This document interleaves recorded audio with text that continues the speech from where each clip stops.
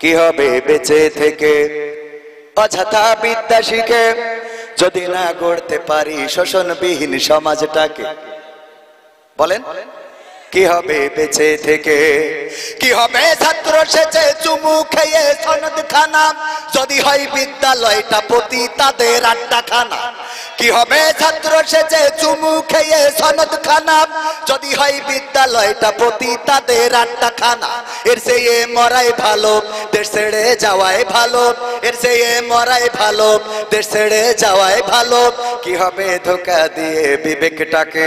কি হবে বেঁচে থেকে অযথা বিদ্যা শিখে যদি না গড়তে পারি শোষণবিহীন সমাজটাকে? কি হবে বেঁচে থেকে?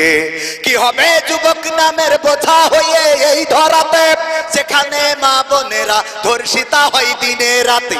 কি হবে যুবক নামের বোঝা হয়ে এই ধরাতে যেখানে মা বোনেরা ধর্ষিতা হয় দিনে রাতে? যৌবনের সার্থকতা ঘুচিবে সকল ব্যথা, যৌবনের সার্থকতা ঘুচিবে সকল ব্যথা। পারো যদি বলি দিতে মানুষরূপী পশুটাকে, পারো যদি বলি দিতে মানুষরূপী পশুটাকে? কি হবে বেঁচে থেকে অযথা বিদ্যা শিখে যদি না গড়তে পারি শোষণবিহীন সমাজটাকে? কি হবে বেঁচে থেকে? কি হবে লেখালেখি কলমবাজির ওই মহড়া সমাজের আসল চিত্র যদি না যাই তুলে ধরা? কি হবে টিভি চ্যানেল সাংবাদিকের এই ক্যামেরা সমাজের আসল চিত্র যদি না যাই ভিডিও করা? যদি ওই ঘুষের বলে কলমটা উল্টো চলে, যদি ওই ঘুষের বলে কলমটা উল্টো চলে, যদি ওই হ্যালো কলে ক্যামেরা উল্টো চলে, তবে কি রোখা যাবে দুর্নীতিকে? যাবে? তবে কি রোখা যাবে দুর্নীতিকে? কি হবে বেঁচে থেকে অযথা বিদ্যা শিখে যদি না গড়তে পারি শোষণবিহীন সমাজটাকে? কি হবে বেঁচে থেকে? কি হবে নামাজ রোজা ইমানদারির ভয় করে খোদার ওই কোরআন যদি নর্দমাতে থাকে পড়ে? কি হবে নামাজ রোজা ইমানদারির ভয় করে কোরআনের খাদেম যদি থাকে ওরা কারাগারে? মসজিদের কোণে বসে জিকির যত করো কোষে, মসজিদের কোণে বসে তসবিহ যত টানো ঠেসে, এভাবে যায় না পাওয়া আল্লাহকে? যাবে? এভাবে যায় না পাওয়া আল্লাহকে। কি হবে বেঁচে থেকে অযথা বিদ্যা শিখে যদি না গড়তে পারি শোষণবিহীন সমাজটাকে?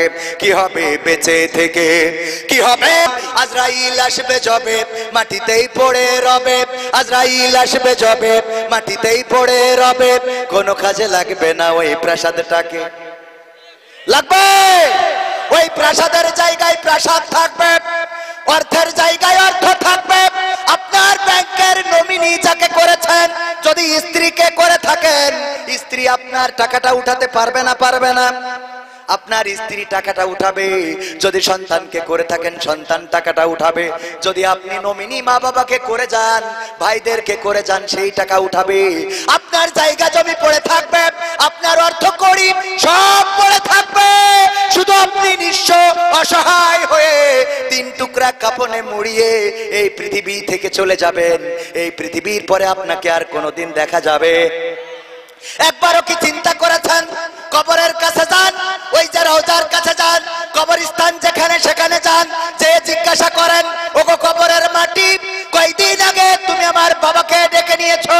তার কিছুদিন আগে তোমার মধ্যে আমার দাদা এসেছিল, তার কিছুদিন পরে আমাদের গ্রামের অমুক এসেছিল, তার কিছুদিন পরে আমার চাচাকে রেখে গেলাম, তার কিছুদিন পরে আমার ভাগনাকে রেখে গেলাম, তার কিছুদিন পরে আমার নানাকে রেখে গেলাম, নানিকে রেখে গেলাম।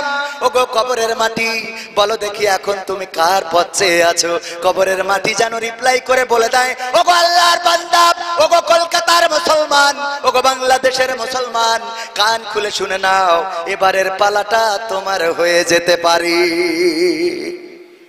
খাটিয়া মসজিদে আছে না নাই? মসজিদে খাটিয়ার কাছে জিজ্ঞাসা করবেন, ওগো খাটিয়া তুমি তো কয়দিন আগে বাবাকে নিয়ে গেলে, তার কিছুদিন পরে আমার চাচাকে নিলে, তার কিছুদিন আগে আমার দাদাকে নিলে, আমার নানা গেল, নানি গেল। ওগো খাটিয়া এখন বলো তুমি কার অপেক্ষায় পথে আছো? খাটিয়া যেন জবাব দিয়ে বলে, ওগো আল্লাহর বান্দা তৈরি হয়ে যা, প্রস্তুত হয়ে যা, এখন পালাটা তোর হয়ে যেতে পারে। আমার যাত্রীটা তুইও এবার হয়ে যেতে পারিস। বলেন ঠিক না বেটি? একটু জিজ্ঞাসা করবেন, বাস ধারে যাবেন, বাসগুলোকে জিজ্ঞাসা করবেন, ওগো বাস, কয়দিন আগে আমার দাদার কবরে তোমাকে গেড়েছিলাম, বাবার কবরে গেড়েছিলাম, এখন তুমি কার অপেক্ষায় আছো?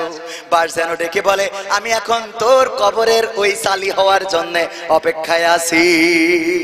চিন্তা কেন করেন না? কেন ভাবেন না শুধুমাত্র মরে যাওয়ার পরে কোনো ভাষা থাকবে না?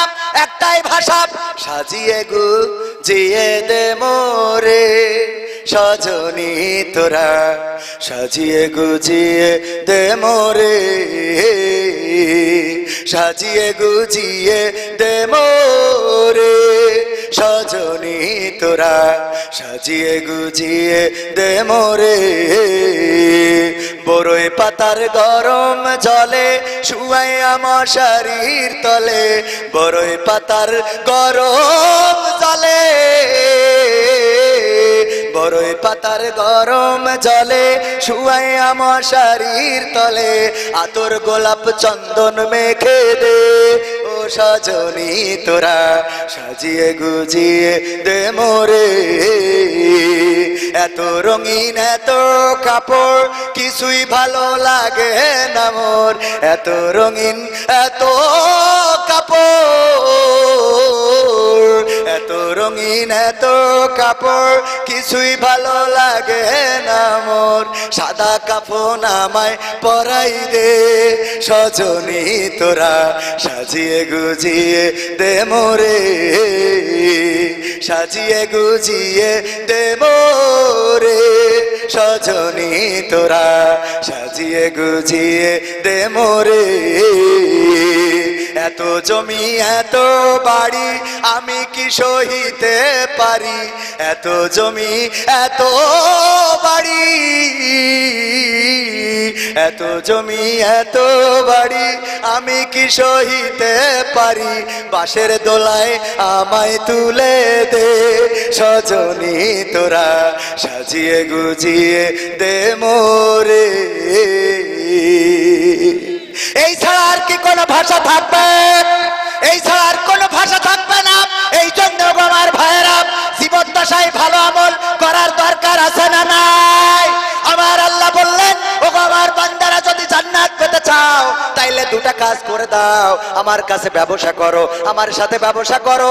আল্লাহ ব্যবসা করার জন্য বলে দিলেন, ইন্নাল্লাহ আশতারা মিনাল মুমিনিনা আনফুসাহুম ওয়া আমওয়ালাহুম বিআন্না লাহুমুল জান্নাহ।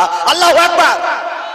আল্লাহ বললেন, দুইটা জিনিস দিয়ে আমার সাথে ব্যবসা করো, আমি তোমাদের কাছে আমার জান্নাতটা বিক্রি করে দেব। তার মধ্যে একটা হলো কি? বিআমওয়ালিকুম, তোমাদের মাল, আর একটা হলো ওয়া আনফুসিকুম, তোমাদের জান। কি দিতে হবে? জান এবং মাল। আল্লাহর রাস্তায় আমাদের জীবন পরিচালিত করতে হবে। এখানে যারা এসেছেন জীবনটা নিয়ে এসেছেন, আমরা কেউ জানি না আর ফিরে যেতে পারবো কিনা। আল্লাহ রাব্বুল আলামিন যদি টাইম না দেয়, এই জায়গা থেকে ফিরে যাওয়ার ক্ষমতা কারো আছে নাকি? কুল্লু নাফসিন যায়িকাতুল মাউত, প্রত্যেক প্রাণীকেই মৃত্যুর স্বাদ গ্রহণ করতে হবে, কিন্তু জানি না কখন মারা যাব। এই জন্য আল্লাহর সাথে ব্যবসা করার দরকার। আমার আল্লাহ বললেন, ইয়া আইয়ুহাল্লাযীনা আমানুত্তাকুল্লাহ হাক্কা তুকাতিহি ওয়া লা তামুতুন্না ইল্লা ওয়া আনতুম মুসলিমুন। আমার আল্লাহ বললেন, ও ঈমানদারেরা, তোমরা আল্লাহকে ভয় করো যেমন তাকে ভয় করা উচিত, আর ততক্ষণ পর্যন্ত মৃত্যুবরণ করো না যতক্ষণ পর্যন্ত না পূর্ণ মুসলমান হতে পারো, আত্মসমর্পণকারী হতে পারো। কিন্তু জীবনের মালিক কে? মৃত্যুর মালিক কে? সেই আল্লাহ নিষেধ করে আবার বলতেছে, মুসলমান হও তারপরে মরো। তার মানে আমরা যখন এই আয়াতটা শুনবো তখনই আল্লাহর কাছে আত্মসমর্পণ করে দেব। এই দরবার শরীফে আমাদের অনেক পদক্ষেপ আছে, তার মধ্যে যে ফাউন্ডেশন করা হয়েছে, নাম কি জানো? আরাব ফাউন্ডেশন। অনেক সমাজ সংস্কারের জন্য কাজ করছেন, মাদ্রাসা চালাচ্ছেন, এখানে মাদ্রাসা চলছে, আলেম ওলামাদের পৃষ্ঠপোষকতা করে। বাংলাদেশ থেকে আমি অসংখ্য আলেমকে দেখেছি এখানে বসে খাইতে থাকতে, দিন প্রচারের কাজ করতে। এই দরবার যে কষ্টগুলো করছে, এই খরচগুলো করছে, এগুলো আমাদের এই খরচে অংশীদার হওয়ার দরকার আছে না নাই? আছে না নাই? আমরা যদি এখানে অংশীদার হই তাইলে আল্লাহ দিবেন কি? ইন্নাল্লাহ ইন্নাল্লাহ ইশতারা মিনাল মুমিনিনা আনফুসাহুম ওয়া আমওয়ালাহুম বিআন্না লাহুমুল জান্নাহ। আল্লাহ বলছে তোমরা মাল দাও আর জান দাও, আমি তোমাদের জান্নাত বিক্রয় করে দেব। তার মানে মারা যাওয়ার পরে আল্লাহকে বলবো, আল্লাহ জীবন দিয়েছিলাম, অর্থ দিয়েছিলাম, তুমি জান্নাত দাও। আমার আল্লাহ কি দেবে না দেবে না? দেবে না দেবে না? সেই আল্লাহর রাস্তায় জীবন দিতে রাজি আছি কে কে? হাত উঁচু করেন। আল্লাহর রাস্তায় জীবন দিবেন কে কে? নারায়ে তাকবীর, নারায়ে তাকবীর। আল্লাহর রাস্তায় অর্থ দিবেন কে কে? আমি মুসাফির মানুষ, এই দরবারে এসেছি দরবারের কাজে সম্পৃক্ত হওয়ার জন্য। আমি যে ফাউন্ডেশন করা হয়েছে সেই ফাউন্ডেশনে ব্যক্তিগতভাবে 1000 টাকা দান করলাম। এখন আপনাদের কিছু সময় দেব। মুসাফির মানুষ বাংলাদেশ, নারায়ে তাকবীর, একদিনের জন্য, নারায়ে তাকবীর, মাত্র একদিনের জন্য এসেছি।